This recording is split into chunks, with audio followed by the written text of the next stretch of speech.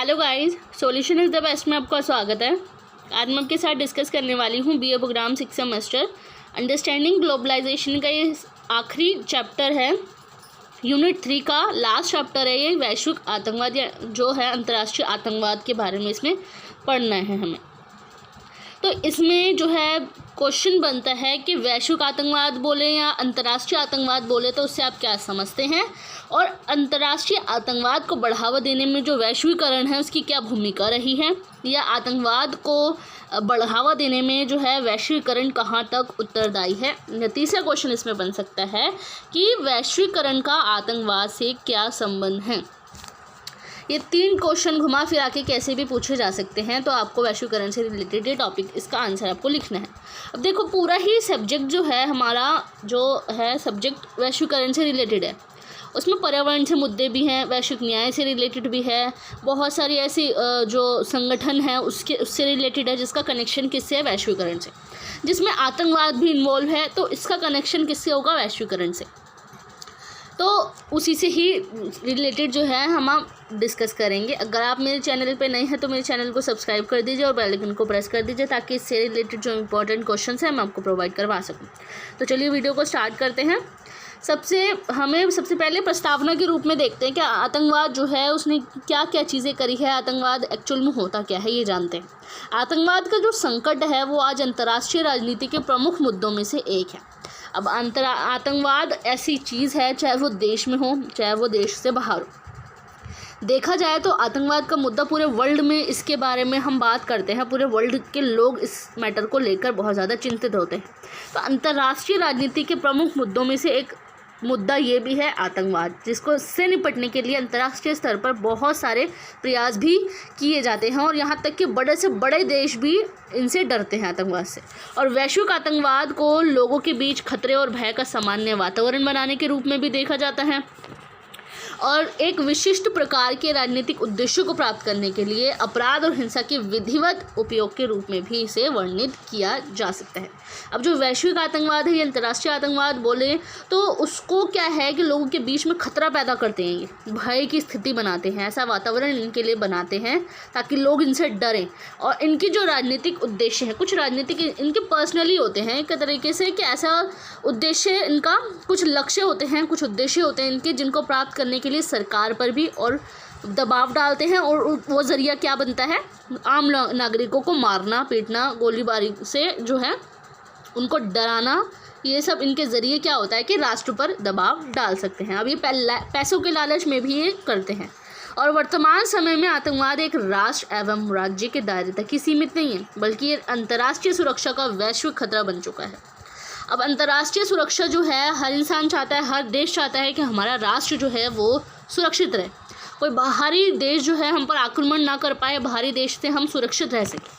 लेकिन ये वैश्विक खतरा भी बन चुका है। ये सिर्फ राष्ट्र राज्य मतलब कि देश के अंदर ही ये आतंकवादी मुद्दा नहीं है। आतंकवाद की जड़ें जो हैं वो वैश्विक स्तर पर भी फैल गई हैं, देश से बाहर भी जा चुकी है। ये अंतर्राष्ट्रीय बड़े से बड़े देश जो हैं इनसे डरते हैं ताकि वो हमारे देश में रहने वाले लोगों पर अटैक ना करे और जो है राष्ट्र पर जो है दबाव ना डाल पाएँ। तो ये इनके अंदर डर पैदा रहता है। और आतंकवाद के स्तर में वृद्धि के प्रमुख कारण दुनिया में रह रहे लोगों के विभिन्न धर्म और विचारधाराएं हैं। अब वृद्धि के प्रमुख कारण क्या, आतंकवाद के स्तर में वृद्धि क्यों हो रही है, दुनिया में रहने वाले जितने भी धर्म के लोग हैं उनकी जो मेंटालिटी है, उनकी जो विचारधाराएं हैं, तो इनके उदय के कारण हैं। क्योंकि विभिन्न धर्म के लोग इसमें मिलेंगे, मैं आपको बताऊंगी एग्जाम्पल के रूप में। बहुत ज़्यादा जो है वो धर्म को लेकर भी इन लोगों के बीच में बहुत ज़्यादा गलतफहमियां पैदा होती हैं, जिनकी वजह से आतंकवाद का रूप ले लेते हैं और जिनके कारण न केवल एक देश बल्कि पूरी दुनिया आतंकवाद के हमलों का सामना भी कर रही है। इसने 2001 के 9/11 हमले के रूप में इस प्रकार अपने आतंकवाद का परिचय दिया है कि अब विभिन्न विश्व के शक्तिशाली और अपराजय राष्ट्र भी स्वयं को खतरनाक समझने लगे हैं और असुरक्षित स्थिति में भी महसूस कर रहे हैं। अब क्या है कि 9/11 2001 में ऐसा हुआ था, 11 सितंबर 2001 ये एक ऐसा है, ऐसी घटना हुई थी अमेरिका में, जिसकी वजह से आतंकवाद ने अपनी आतंक का परिचय दिया था। बहुत ज़्यादा शक्तिशाली रूप में एक तरीके से इसका देखा गया था, बहुत ज़्यादा इन्होंने भी अटैक किया था। ये जो संकट हुआ था, क्या हुआ था कि न्यूयॉर्क जो है आतंकवाद समूह है, उनके सदस्यों ने न्यूयॉर्क के वर्ल्ड ट्रेड सेंटर पर हमला किया था, जिसकी वजह से कई लोगों की मृत्यु हो गई थी। आत्मघाती हमला आम नागरिकों को मारने के साथ साथ लोगों के अंदर भय और आतंकवाद का वातावरण पैदा कर देता है। अब ये जो घटना हुई थी, जो अमेरिका न्यूयॉर्क के एक वर्ल्ड ट्रेड सेंटर पे इन्होंने हमला किया था, आतंकवादी हमला किया था बहुत ज़्यादा, जिनमें काफ़ी लोगों की जो है मृत्यु भी हो गई थी। जो 9/11 का मुद्दा आप चेक कर सकते हैं, 9/11 में क्या दुर्घटना घटी। इसमें क्या हुआ था कि आतंकवादी समूह ने जो है अमेरिका के न्यूयॉर्क और वाशिंगटन डीसी की जो फ़्लाइट्स हैं उनको हाईजैक कर लिया था, और उनके जो न्यूयॉर्क के वर्ल्ड ट्रेड सेंटर है उन पर फ्लाइट्स को के ज़रिए उन पर अटैक कर दिया था, एक तरीके से उनको क्रैश कर दिया था फ़्लाइट को। तो एक तरीके से आतंकवादियों के समूह ने इन पर अटैक किया और काफ़ी लोगों की इसमें जान चली गई थी, और इसकी वजह से लोगों के अंदर भय और आतंकवाद का जो वातावरण है, आतंक का वातावरण पैदा हो गया था। और वैश्विक आतंकवाद मुख्य रूप से सरकार, अंतर्राष्ट्रीय समुदाय या समुदाय पर दबाव डालने के लिए हिंसा और धमकी का उपयोग करते हैं।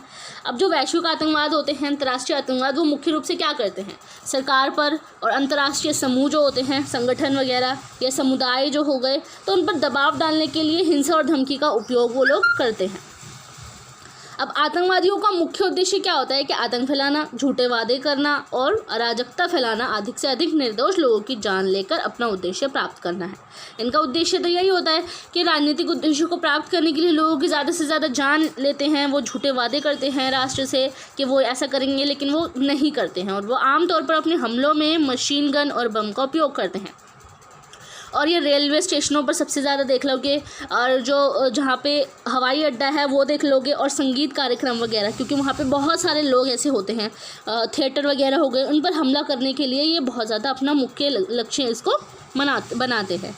जब वैश्विक आतंकवाद की घटना घटती है तो ये न केवल उस देश को प्रभावित करता है, बल्कि ये पड़ोसी देशों के आर्थिक संतुलन और दुनिया भर में महंगाई दर वृद्धि को भी प्रभावित करता है। अब क्या होता है, जो आतंकवाद होते हैं, ज़रूरी नहीं है कि सिर्फ आतंकवाद अगर उस देश में अटैक कर रहा है, अपनी आतंक का परिचय दे रहा है, मतलब कि लोगों के दिल में डर पैदा कर रहा है, तो उसका इफ़ेक्ट जो है वो पड़ोसी देशों पर भी पड़ता है। उनकी जो महंगाई दर है उसमें भी बढ़ोतरी हो जाती है, कई बार उसको भी प्रभावित करता है। देशों के निरंतर जो जवाबी कार्यवाही है, उसके घातक कार्य वैश्विक आतंकवाद को ख़त्म करने में और ज़्यादा मुश्किलें पैदा कर देते हैं। अब क्या होता है कि इनको जवाबी कार्यवाही में इनके लिए घातक कार्य जो करते हैं, मतलब कि इनके लिए अगेंस्ट जो है एक्शन लेते हैं कोई भी देश, तो क्या करते हैं, इनको ख़त्म करने के लिए भी और ज़्यादा मुश्किलें पैदा हो जाती हैं उनके लिए, और ज़्यादा आतंक फैलाने में और लोगों को मारने में लगे रहते हैं, जिसकी वजह से देशों को भी एक्शन लेने में परेशानी का सामना करना पड़ता है। अब 21वीं शताब्दी में लोगों में मानवता, नैतिकता और विवेक की कमी को वैश्विक आतंकवाद का मूल कारण भी माना जाता है। 21वीं शताब्दी में अगर देखा जाए तो लोगों में मानवता की कमी, इंसानियत की कमी जो होती है, उसमें वैल्यूज़ जो होते हैं, जो नैतिकता होती है और विवेक की कमी होने की वजह से ही वैश्विक आतंकवाद का मूल कारण उसे माना जाता है। जो अंतर्राष्ट्रीय आतंकवाद होता है वो एक बेहद गंभीर समस्या है, जो वैश्विक स्तर पर शहरों, राष्ट्रों और बाज़ारों की सुरक्षा को कमज़ोर भी करता है। अब आतंकवाद जो है उसका एग्जैक्टली अर्थ हम जानते हैं कि आतंकवाद होता क्या। आतंकवाद शब्द की उत्पत्ति होती है लैटिन भाषा के शब्द टेरर अथवा डेटरे से हुई है। इन दोनों को मिला के बना है टेररिस्ट, और लैटिन शब्द टेरर का अर्थ है घबराना, जबकि डेटरा का अर्थ है भयभीत करना। टेरर मतलब लोगों के दिलों में डर को पैदा करना, तो टेररिस्ट कहलाता है। और आतंकवाद की प्रमुख विशेषता अगर देखें, आतंकवाद एक्चुअल में होता क्या है, कोलंबस और वॉल्फ के अनुसार ये कहा गया है, और आतंकवादी तटस्थ संगठन है जो राजनीतिक उद्देश्यों को प्राप्त करने के लिए गैर परंपरागत और हिंसा की रूढ़िगत तकनीकें प्रयोग करता है। आतंकवादी जो होते हैं वो हिंसा का प्रयोग करता है और गैर परंपरागत और हिंसा की रूढ़िगत तकनीकों का इस्तेमाल करता है अपने राजनीतिक उद्देश्यों को प्राप्त करने के लिए।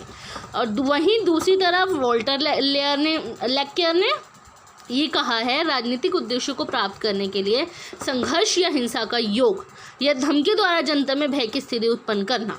तो मतलब कि इनका भी मानना यही है, राजनीतिक उद्देश्यों को प्राप्त करने के लिए ही वो संघर्ष करते हैं या हिंसा का योग करते हैं, हिंसा का प्रयोग करते हैं और धमकी द्वारा जनता में भय जो है भय की स्थिति उत्पन्न करते हैं। अब जो अंतर्राष्ट्रीय आतंकवाद है उसके प्रकार भी हैं। अब आतंकवादियों के भी प्रकार होते हैं, दक्षिणपंथी और वामपंथी आतंकवाद। पहला आतंकवाद ये है कि राजनीतिक विचारधाराओं में अंतर होने के कारण ही इस प्रकार का आतंकवाद देखने को मिलता है, जिसका ये दोनों समूह समर्थन करते हैं, क्योंकि जब किसी भी गुट के दो टुकड़े हो जाते हैं तो वह स्वायत्त ही आतंकवाद को जन्म देते हैं। दक्षिणपंथी और वामपंथी जो है इसी प्रकार के आतंकवाद का एक प्रकार भी है। अलग अलग विचारधाराओं में अगर देखा जाए, जैसे कि भारत और एग्जाम्पल के रूप में अगर हम देखें, भारत और पाकिस्तान का बंटवारा हुआ, अगर वो एक राष्ट्र होते तो इनके बीच में कभी भी लड़ाई झगड़े नहीं होते, आतंकवाद को लेकर इन लोगों में परेशानी नहीं होती। अभी पाकिस्तान और जो है भारत अलग हुए, तो अलग होने की वजह से भारत को लगता है कि पाकिस्तान के लोग जो है हम पर अटैक कर रहे हैं, हमारे भारत में घुसने की कोशिश कर रहे हैं, तो वो आतंकवादी कहलाते हैं। और वहीं पाकिस्तान के लोग ये सोचते हैं कि भारत के लोग जो है उन पर कब्जा करने की कोशिश लगे हुए हैं और आतंकवादी समूह के बीच में लड़ाई झगड़े शुरू हो जाते हैं, एक तरीके से आतंकवाद का रूप देते हैं।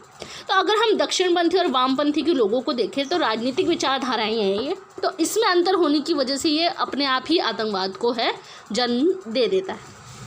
दूसरा आतंकवादी समूह एक तरीके से देखें तो राज्य प्रायोजित आतंकवाद होते हैं। जब किसी देश की सरकार के द्वारा किसी अन्य देश में हिंसक गतिविधियों को अंजाम दिलाया जाता है तो उसे राज्य प्रायोजित आतंकवाद कहा जाता है। किसी देश की सरकार के द्वारा किसी दूसरे देश में हिंसक गतिविधियों को अंजाम दिया जाता है।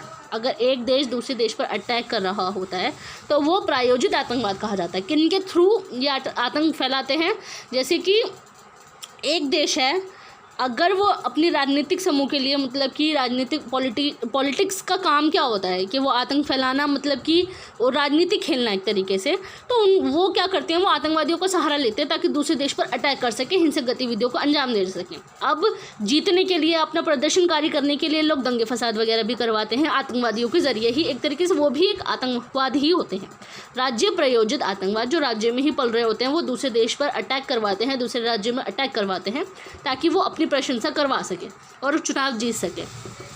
और इस प्रकार की हिंसा जो होती है वो सामान्यतः विदेश नीति के उद्देश्यों को प्राप्त करने के लिए की जाती है। विदेश नीति जो है उनके उद्देश्य को प्राप्त करने के लिए की जाती है। जैसे कि प्रथम विश्व युद्ध के बाद क्या हुआ था, बुल्गारिया द्वारा यूगोस्लाविया के विरुद्ध मैसेडोनिया के क्रांतिकारियों का इस्तेमाल किया गया था। मैसेडोनिया जो है, इनके क्रांतिकारी मतलब कि ये दंगे फसाद वगैरह कराते हैं, दंगे फसाद वगैरह होते हैं, लड़ाई झगड़ा होता है इनके बीच में, तो जिसकी वजह से बुल्गारिया ने यूगोस्लाविया के विरुद्ध इस्तेमाल किया था इन लोगों को। और शीत युद्ध के दौरान क्या हुआ था कि पश्चिमी देशों का साम्यवादी विरोधियों का समर्थन करना। अब शीत युद्ध का टाइम जब चल रहा था तो अमेरिका उनके अगेंस्ट था साम्यवादी के, तो साम्यवादी विचारधारा के अगेंस्ट जो लोग थे वो उनका समर्थन कौन करता था, अमेरिका। तो एक तरीके से ये आतंकवाद को ही ऑटोमेटिक जन्म देते हैं। और भारत में पाकिस्तान प्रायोजित आतंकवाद, ये भी देख लोगे कि भारत में पाकिस्तान प्रायोजित आतंकवाद भी इसमें इन्वॉल्व है। अब धार्मिक आतंकवाद तीसरा मैंने आपको बताया, जैसे कि धार्मिक आतंकवाद भी होते हैं कि अपने धर्म को लेकर उनकी विचारधाराएं जो होती हैं वो अलग अलग होती हैं। धर्म के आधार मानकर प्रसारित की गई सुनियोजित हिंसा धार्मिक आतंकवाद कहलाती है।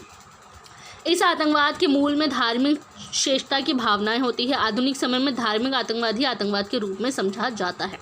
आतंकवाद के रूप में अगर हम देखें तो वो धार्मिक आतंकवाद ही होता है एक तरीके से, कि धर्म के आधार पर ही वो लड़ाई झगड़ा करते हैं।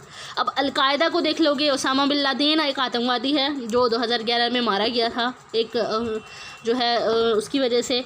ये भी एक अलकायदा जो है समूह है, आतंकवादी समूह है, संगठन है, जिसके तहत वो पूरे वर्ल्ड में जो है अपना आतंक फैलाता है। अब चौथा है आतंकवाद, वैश्विक आतंकवाद। अंतर्राष्ट्रीय आतंकवाद में चौथा आतंकवाद है वैश्विक आतंकवाद। इस वैश्वीकरण की दुनिया में आतंकवाद राष्ट्र की सीमाओं से परे जा चुका है, जिसे वैश्विक आतंकवाद कहा जाता है। वर्तमान में तकनीकी उन्नति के द्वारा ही इस भूमंडलीकृत दुनिया का उदाहरण प्रस्तुत किया जाता है। इसके कारण ही आतंकी गतिविधियों में परिवर्तन देखने को भी मिलता है। और वर्तमान में जो आतंकवाद है एक देश में नहीं बल्कि पूरे ही विश्व में देखने को मिलता है, जिसे वैश्विक आतंकवाद के नाम से भी जाना जाता है, क्योंकि ये पूरे वर्ल्ड में देखा जाए। अब जैसे कि एग्जाम्पल मैंने बताया था कि जो अमेरिका के न्यूयॉर्क शहर में इन्होंने अटैक किया था, प्लेन को हाईजैक किया था, तो ये एक तरीके से हर वर्ल्ड में, हर पूरी वर्ल्ड में देखा जाए, हर देश में, हर कंट्री में ये आतंकवाद मिलेंगे ही मिलेंगे। तो ये वैश्विक आतंकवाद कहलाए जाते हैं। अब आता है आतंकवाद के जो कारण हैं। सबसे पहले चीज़ घरेलू अस्थिरता। अंतर्राष्ट्रीय आतंकवाद को घरेलू राजनीतिक अस्थिरता के कारण गृह युद्ध या अंतर्राज्यीय युद्ध प्रारंभ हो सकते हैं। गृह युद्ध होते हैं एक तरीके से घर में ही जो होते हैं छोटे छोटे जो युद्ध होते हैं, अंतर्राज्यीय युद्ध हो गए, राज्यों के अंदर ही जो युद्ध होते हैं, छोटे छोटे लड़ाई झगड़े संघर्ष जो होता है, तो वो अंतर्राष्ट्रीय आतंकवाद को जन्म देते हैं। राजनीतिक और आर्थिक विकास ना हो पाने की वजह से वो घरेलू अस्थिरता का कारण भी बन सकते हैं, जिसके कारण अंतर्राष्ट्रीय आतंकवादी गतिविधियों का प्रभाव काफ़ी तेज़ी से बढ़ सकता है। सरकार विरोधी प्रदर्शन, गुरिल्ला युद्ध, हथियारबंद क्रांति की परिस्थितियां और साधारण हड़तालों के कारण राज्य प्रायोजित आतंकवाद में बढ़ोतरी होती है। और इस संदर्भ में आतंकवाद को लेकर ये कहा जा सकता है कि राजनीति की विफलता का परिणाम भी है। अब इस संदर्भ में ये भी कहा जा सकता है आतंकवाद को लेकर कि जो राजनीति की विफलता के कारण ही इन आतंकवादियों की उत्पत्ति होती है। अब राजनीति की विफलता इस बिहाफ पे, क्योंकि जो सरकार बनती है, सरकार हर इंसान की ज़रूरतों को पूरा नहीं कर पाती है, उनकी असफल रहती है, हर ज़रूरतों को पूरा करने नहीं कर पाती है और उनके घरों में अस्थिरता पैदा हो जाती है, जिसकी वजह से अंतर्राष्ट्रीय आतंकवाद को बढ़ावा भी मिलता है। अब है नवयुवकों में असंतोष। आतंकवादी सामान्यतः मध्यवर्गीय परिवार के शिक्षित नवयुवक होते हैं। मध्यवर्गीय मतलब कि मिडिल क्लास फैमिली के जो होते हैं वो नवयुवक होते हैं। नवयुवक जो जवान होते हैं, युवा वर्ग के लोग जो होते हैं, यंगस्टर्स जो होते हैं, जो शिक्षित होने के साथ साथ बेरोजगार भी होते हैं, जो आतंकवाद का सहारा इसलिए लेते हैं क्योंकि वो लोगों के दिलों में टेरर पैदा करते हैं, जिसकी वजह से लूट मार, लड़ाई झगड़ा, उनसे पैसा हड़पना, बैंकों में चोरी करना, उनको हैक करना, प्लेन हाईजैक करना, इन सब चीज़ों में ज़्यादा इन्वॉल्व हो रहते हैं ये लोग। और बेरोजगार होने की वजह से और रोजगार की अनुपलब्धता के कारण ये नवयुवक आतंकवाद की ओर सहज आकर्षित भी हो जाते हैं। योग्य होने के बाद भी नौकरी प्राप्त करने के लिए जब ये युवा भटकते हैं, तस्करों अवैध धंधों में लिप्त लोगों को विलासितापूर्ण जीवन जीते देखते हैं, तो सहज ही आतंकवादियों के हाथ में आकर उनकी गतिविधियों को अपना भी लेते हैं। अब क्या होता है कि नौकरी प्राप्त करने के लिए जब ये युवा भटकते रहते हैं, तस्करों और अवैध धंधों में, ये देखते हैं कि लोगों को देखते हैं कि अच्छी खासी ज़िंदगी जी रहे होते हैं, वो लोग विलासितापूर्ण जीवन जी रहे होते हैं।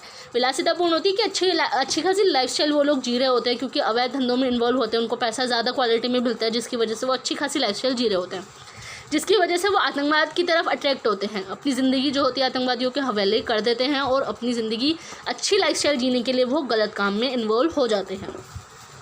अब तीसरा है धार्मिक कट्टरतावाद। धर्म की भूमिका का महत्वपूर्ण पक्ष है कट्टरपंथी गुटों का राजनीतिक प्रभाव। इन कट्टरपंथी तत्वों ने धर्म की असुरक्षा, हनन व अपने धर्म के प्रति भेदभाव के नाम पर या जिहाद के नाम पर विभिन्न धर्म के लोगों को आपस में लड़ाने का काम भी किया है। धर्म की भूमिका सबसे ज़्यादा इन्वॉल्व होती है। कट्टरपंथी लोग जो होते हैं अपने धर्म के प्रति भेदभाव के नाम पर भी या जिहाद के नाम पर भी देखा जाए तो लोग आपस में लोगों को भिड़वाने का काम लोग करते हैं। और आज भी देखा गया है कि भारत में हिंदू मुस्लिम को लेकर बहुत सारे लड़ाई झगड़े होते हैं कट्टरपंथी या जिहाद के नाम पर। लोगों के धर्म के जो हिंदू मुस्लिम के बीच में लड़ाई झगड़ा बहुत ज़्यादा करवाई जाती है। ये भी एक तरीके से आतंकवाद का रूप ही है। इनके द्वारा फैलाए धार्मिक उन्माद ने आतंकवाद को बढ़ावा दिया। दक्षिण एशिया में पाकिस्तान में बांग्लादेश धार्मिक कट्टरवाद से सबसे ज़्यादा ग्रसित भी हुए हैं। दक्षिण एशिया के लोगों को देखोगे और पाकिस्तान या बांग्लादेश के लोगों को भी देखोगे। अब जो है लास्ट और सबसे मेन इंपॉर्टेंट टॉपिक है इसमें, आतंकवाद को बढ़ावा देने के लिए जो वैश्वीकरण है उसकी क्या भूमिका रही है। कई विद्वानों ने कहा है कि हाल के वर्षों में आतंकवादी हमले भी हुए हैं और ये मुख्य रूप से वैश्वीकरण के परिणाम के कारण ही हुए। कैसे कि आतंकवाद के हमले जो हुए हैं वो शायद ही कभी घरेलू कारकों के कारण होते हैं, बल्कि विदेशी हस्तक्षेप के कारण होते हैं। यदि किसी देश में किसी को ये पसंद नहीं है कि उसके देश में विदेशी हस्तक्षेप किया जाए तो वह मामलों को अपने हाथ में लेने की संभावना रखते हैं और वह इसी अन्य देश के रूप में देखते हैं जो उनके जीवन के तरीके पर आक्रमण कर रहा है और सदियों से जिस चीज़ पर वह विश्वास करते हैं उसके खिलाफ काम करने के लिए भी मजबूर हो जाते हैं और ये मामले आमतौर पर प्रतिबद्ध होते हैं, उन्हें आतंकवाद कहा जाता है। अब क्या होता है कि जो कई विद्वानों का ये मत भी है, कई विद्वान ये कहते हैं कि काफ़ी सारे जो आतंकवादी हैं उनके हमले हुए, इससे ये परिणाम निकलता है कि वैश्वीकरण इसके लिए बहुत ज़्यादा जिम्मेदार है, क्यों?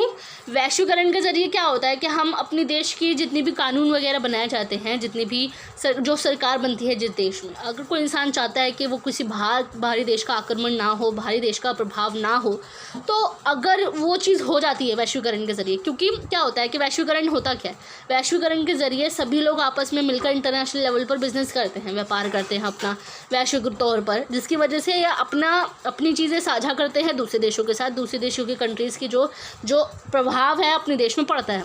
अगर अपने देश के लोग ये नहीं चाहते कि बाहरी हस्तक्षेप हमारे देश में हो, लेकिन वो फिर भी वैश्वीकरण के ज़रिए होता है, तो इसकी वजह से आतंकवाद को बढ़ावा देता है। वो विदेशी हस्तक्षेप को ख़त्म करने की कोशिश में लगे रहते हैं, लेकिन ऐसा नहीं हो पाता, जिसकी वजह से आतंकवाद को लोगों के दिल में टेरर पैदा करने के लिए मजबूर हो पाते हैं। वो अपने इस मामले को अपने हाथ में लेने की संभावना रखते हैं। तो इस चक्कर में अपने जीवन के तरीक़ों पर आक्रमण कर रहा है और सदियों से जिस पर विश्वास करते हैं उसके खिलाफ़ काम करने के लिए भी वो मजबूर हो जाते हैं। कि वो जिस पर अविश्वास करते हैं, ये विश्वास रखते हैं कि हमारे देश में जितनी भी चीज़ें इन्वॉल्व होती है, जितनी भी चीज़ें हमारे यहाँ पे बनती हैं, जितनी भी चीज़ें हमारे यहाँ पे बनाई जाती हैं लोगों की लाइफस्टाइल अच्छी बनाने के लिए, उनको काम दिलाने के लिए, तो अगर वो चीज़ नहीं होती है तो उनके अगेंस्ट काम करने के लिए ये लोग खड़े हो जाते हैं, जिनकी वजह से आतंकवाद फैलता है। अब क्रोनिंग का तर्क है कि वैश्वीकरण में कई घुसपैठ तंत्र शामिल हैं जिनका आतंकवादी नेटवर्क द्वारा शोषित किया गया है। आतंकवादी नेटवर्क द्वारा शोषण किया गया मतलब कि जो और विश्व स्तर पर तकनीकी प्रगति में वृद्धि ने आतंकवादियों के लिए हमले को अंजाम देना और उनके आदर्शों को बढ़ावा देना आसान बना दिया है। अब इंटरनेट का प्रभाव बहुत ज़्यादा बड़ा है। पूरे वर्ल्ड में देखोगे कहीं भी इंटरनेट से कोई भी अछूता नहीं है, हर जगह देखा जाए तो इंटरनेट का यूज़ किया जाता है। अब आम नागरिक अगर इंटरनेट का इस्तेमाल करेगा तो जाहिर सी बात है आतंकवाद भी इंसान ही है। अब वो इंसान आम नागरिक जो है, इंसान जो करेगा इसका उपयोग, तो जाहिर सी बात है कि जो आतंकवादी हैं वो भी इसका इस्तेमाल कर सकते हैं। तो अपने टेरर को पैदा करने के लिए इसका सबसे ज़्यादा उपयोग वो लोग कर सकते हैं इंटरनेट का। और ये प्रौद्योगिकी और इसकी तीव्र और बड़े पैमाने पर प्रगति है जो वैश्वीकरण के युग में आतंकवाद के प्रसार और संचालन के कारणों में से एक है। ये प्रौद्योगिकी और इसकी जो तीव्र और बड़े पैमाने पर प्रगति देखी गई है, इसका जो प्रोग्रेस देखा गया है बड़े पैमाने पर, तो ये वैश्वीकरण के युग में आतंकवाद को बहुत ज़्यादा बढ़ावा देने में इसने मदद की है। आतंकवाद आधारित विचारों को बढ़ावा देने के लिए जो इंटरनेट है वो एक उपयोगी उपकरण साबित हुआ है। ये वेबसाइटें हो गई, चैट रूम हो गए, सॉफ्टवेयर प्रोग्राम हो गए, इन विचारों को आसानी से स्वीकृत करने की अनुमति देते हैं, एकीकृत करने की अनुमति देते हैं और आतंकवादियों के लाभ प्रदान करते हैं। वैश्विक स्तर पर देशों और उनमें रहने वाले व्यक्तियों के बीच वैश्वीकरण के संबंध में आतंकवादी लक्ष्यों की प्राप्ति को एक वास्तविकता बना दिया है। अब क्या होता है कि वैश्विक स्तर पर जितने भी देश हैं और उनमें रहने वाले जो व्यक्ति हैं उनके बीच में वैश्वीकरण का संबंध तो है, उसकी वजह से आतंकवादी लक्ष्यों की प्राप्ति भी हो जाती है। इंटरनेट के ज़रिए वो लोगों तक बात करते हैं, सॉफ्टवेयर्स को हैक करते हैं, हैकर्स वगैरह इन्वॉल्व होते हैं, वो लोगों तक इंटरनेट के ज़रिए लोगों तक अपनी बात पहुंचाते हैं, टेरर पैदा करते हैं, यहाँ पे हमला करने वाले हैं, वहाँ पे हमला करने वाले हैं, ये सब चीज़ें उसमें बताई जाती हैं। इंटरनेट के ज़रिए, सोशल नेटवर्किंग साइट्स के ज़रिए वो लोगों तक या आतंक जो है वो फैलाने की कोशिश करते हैं, जिनकी वजह से वो कहीं जाने से भी डरते हैं आम नागरिक। तो ये टेरर पैदा करने के लिए भी जो है वैश्वीकरण की जो दौड़ है, वैश्वीकरण की दौड़ में बहुत ज़्यादा परेशानी का सामना लोगों को करना पड़ता है नागरिक को। और जो सोशल मीडिया नेटवर्क है उसका उपयोग भी देखा जाए तो आतंकवाद के व्यापक होने का कारण भी है। सोशल मीडिया दुनिया भर के लोगों को एकीकृत और जोड़ता है। इसे दर्शाने वाले जो आतंकवादी समूह है, एक संघर्ष, एक आदर्श देखें, उदाहरण the Islamic state of Syria Iraq है। उन्होंने अन्य देशों से सैनिकों की भर्ती करने और उनके आतंकवादी हमलों में भाग लेने के लिए इंटरनेट की परस्पर संबद्धता का प्रयोग भी किया है। अब ये जो इंटरनेट का उपयोग जो करते हैं, सोशल नेटवर्किंग साइट्स का जो उपयोग करते हैं, एक तरीके से जो the Islamic state of Syria and Iraq है, सीरिया भी इस्लामिक स्टेट है और इराक भी है, एक एग्जाम्पल के रूप में इसमें बताया गया है। अन्य देशों से जो सैनिकों की भर्ती करने के लिए और उनके जो आतंकवादी हमलों में भाग लेने के लिए इंटरनेट की परस्पर संबद्धता का भी इसमें प्रयोग किया गया है। और ये लिंक जो है वो वर्षों से स्थापित है। इसने आतंकवादियों को विदेशों में हमला करने की अनुमति भी दी है। विदेशों में जो है आतंकवादी समूह जो है दूसरी कंट्रीज़ से वो जो है अपना कनेक्शन कर सकते हैं, अपना कनेक्ट हो पाते हैं दूसरी कंट्रीज़ से, और उनके जो आतंकवादी समूह है उनके साथ आपस में मिलजुल के ये लोग आतंक अपना फैलाते हैं अलग अलग कंट्रीज़ में। और प्रौद्योगिकी और इंटरनेट के उपयोग का एक अन्य लाभ भी यही हुआ है कि सीमाओं के पार धन और संसाधनों का हस्तांतरण इसे आसानी से भी मिला है और अधिक सुलभ बनाने में भी ये बहुत ज़्यादा लाभान्वित हुआ है। और इसको आतंकवादियों के लिए जो सकारात्मकता के रूप में भी देखा जा सकता है। यदि इंटरनेट और प्रौद्योगिकी अन्य देशों के लोगों के लिए प्रक्रिया को आसान बनाता है, इंटरनेट का इस्तेमाल देखा जाए तो हर इंसान करता है अपने फ़ायदे के लिए, लेकिन आतंकवादियों ने भी अपने लक्ष्य को प्राप्त करने के लिए, अपने उद्देश्य को प्राप्त करने के लिए इसका इस्तेमाल भी किया है। ऐसा होने के लिए वैश्वीकरण अपराधी है। वैश्वीकरण आतंकवाद को अपने लक्ष्यों में सहायता करने के लिए एक सूत्रधार है, क्योंकि यह विश्व स्तर पर एक महत्वपूर्ण विचारधारा बन गया है और संसाधनों और हथियारों के बंटवारे के कारण ही जो चीज़ें हैं उन तक पहुंचना आसान हो गया है। अब संसाधन उपलब्ध रहते हैं, हथियारों की उपलब्धता होती है। अब देश में अब ये तो नहीं पता कि आतंकवादी कौन निकल जाएगा। अब जिनको प्रोवाइड करवाई जाती हैं, सैनिकों में भर्ती जो होते हैं, पुलिस में जो भर्ती होते हैं, हर देश में होता है, उनको जो संसाधन भी जो है दिए जाते हैं और उनको हथियार वगैरह भी दिए जाते हैं। अब कोई नहीं जानता कि उनमें आतंकवादी कौन होगा, और आतंकवादियों तक पहुंचाने के लिए सरकार भी कहीं ना कहीं जिम्मेदार होती है। अब जो वैश्वीकरण का प्रभाव है उसका गहरा होना कुछ देशों के भीतर आर्थिक और सामाजिक असमानता के कारण भी है। अब कई शोधकर्ताओं ने ये कहा है कि आतंकवाद की जड़ें जो है गरीबी और असमानता में पाई जाती है। आतंकवाद की जड़ें गरीबी और असमानता इसलिए क्योंकि सभी देश में रहने वाले जितने भी लोग हैं उनके साथ भेदभाव बहुत ज़्यादा किया जाता है, उनकी गरीबी बहुत ज़्यादा देखी गई है। बेरोज़गार जो लोग होते हैं उनकी वजह से आतंकवाद की जड़ें यहाँ पे देखी गई है, क्योंकि जो वैश्वीकरण है वो गरीबी और असमानता का कारण बनता है और वैश्वीकरण ने दुनिया भर को प्रभावित किया है। इस प्रकार से कुछ देशों को लाभ हुआ है तो वह समृद्ध हो गए हैं, और अन्य देशों में जिनको समर्थन नहीं मिला है तो वह कमज़ोर के रूप में भी देखा जाता है। और आतंकवादी इस बात का भी फ़ायदा उठाते हैं। वे अपने लिए लाभ के रूप में इन राज्यों का उपयोग भी करते हैं तथा विश्व में आतंकवाद को फैलाते हैं। अब जो कमज़ोर राष्ट्र होते हैं उनको पता होता है कि कमज़ोर राष्ट्र कौन सा है, गरीब राष्ट्र कौन सा है, तो उन पर आतंकवाद फैलाने के लिए उन राज्यों का इस्तेमाल करते हैं, उपयोग करते हैं और उन पर आतंक जो है अपना फैलाते हैं। अब कुछ आतंकवादी समूह भी हैं। ISIS इस्लामिक राज्य है, या अलकायदा, बोको हराम, तालिबान, अल शबाब जैसे समूह विभिन्न भागों द्वारा दुनिया भर में जाने जाते हैं। ये कुछ आतंकवादी समूह हैं जिन्होंने अपनी पूरे वर्ल्ड में जो है आतंक फैलाया था। जैसे कि मैंने आपको 9/11 की घटना भी बताई थी कि अमेरिका के न्यूयॉर्क शहर में जो है इन्होंने आतंकवादी अटैक किया था, फ़्लाइट को हाईजैक किया था, और इसमें जो है ओसामा बिन लादेन जिम्मेदार भी रहा था, क्योंकि उसने खुद ही ये बात ऐलान किया था इस चीज़ के लिए। तो ये भी कुछ जो है आतंकवादी समूह जिस वैश्वीकरण को बढ़ावा देने की, वैश्वीकरण ने ही आतंकवाद को बढ़ावा दिया है। तो ये लास्ट में कुछ पॉइंट्स आप लिख सकते हैं। And thanks for watching my video.